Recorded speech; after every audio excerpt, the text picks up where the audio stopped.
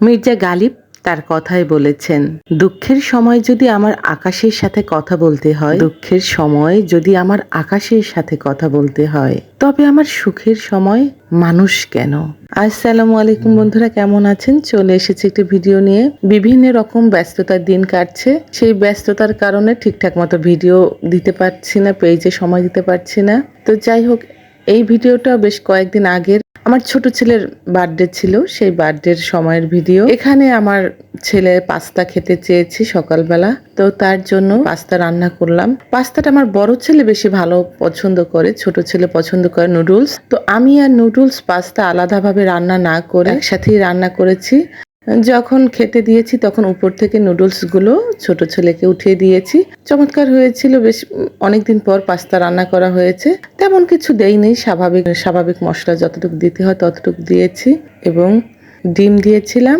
আমার ছেলে বলল, মা আমার জন্য একটা আস্তা চিকেন দিবা। ওর জন্য রোস্টের জন্য চিকেন ভাজা ছিল, সেখান থেকে এক টুকরো ওকে দিয়েছি। যাই হোক, এখন এই পরিবেশন করে দিলাম বড় ছেলেকে, ছোট ছেলেকে। ছোট ছেলে শুয়ে শুয়ে মোবাইল দেখছে। আমি বললাম, তোমার জন্য পাস্তা রান্না করেছি। সে বলল, আমি পাস্তা খাবো না, আমি নুডলস খাবো। আমি বললাম, ভালোভাবে দেখো, এখানে নুডলস নিয়ে এসেছি।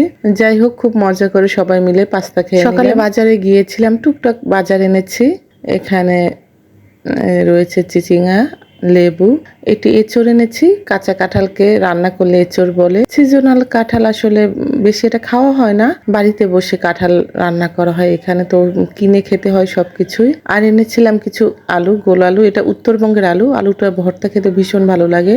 যাই হোক, আজকে সেরকম কিছু রান্না করব না, রান্না করব রোস্ট রান্না করব এবং পোলাও রান্না করব। আমি নিজে খাওয়ার জন্য একটি সবজি ভাজা করব, যেহেতু রাতের বাইরে খাবার খাবো, যার জন্য দুপুরে বেশি খাবার রান্না না করাই ভালো। যাই হোক, ছেলেরা আমার রোস্ট খেতে ভীষণ পছন্দ করে।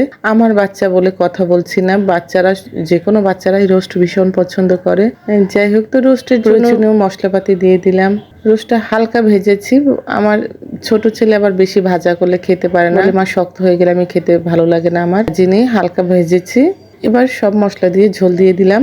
আমি খাওয়ার জন্য পাবদা মাছ ভেজে নিচ্ছি, যেহেতু ওরা রোস্ট খাবে। আমার নিজের জন্য আমি কয়েক টুকরো মাছ ভেজে নিলাম। রোস্ট রান্নাটি চমৎকার হয়েছিল, বেশি করে দুধ দিয়েছিলাম, যেহেতু বাচ্চারা খাবে, বাচ্চাদের জন্য ওদের পছন্দ মতোই রান্না করেছি।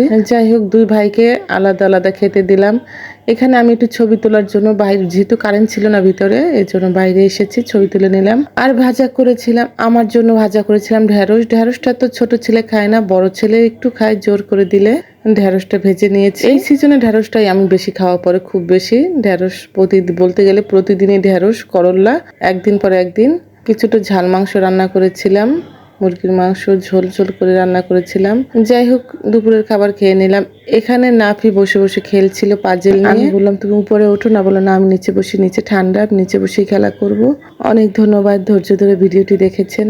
সবার জন্য অনেক দোয়া ও শুভকামনা রইল। আমার জন্য দোয়া করবেন। আপনারা সবাই ভালো থাকুন। আসসালামু আলাইকুম।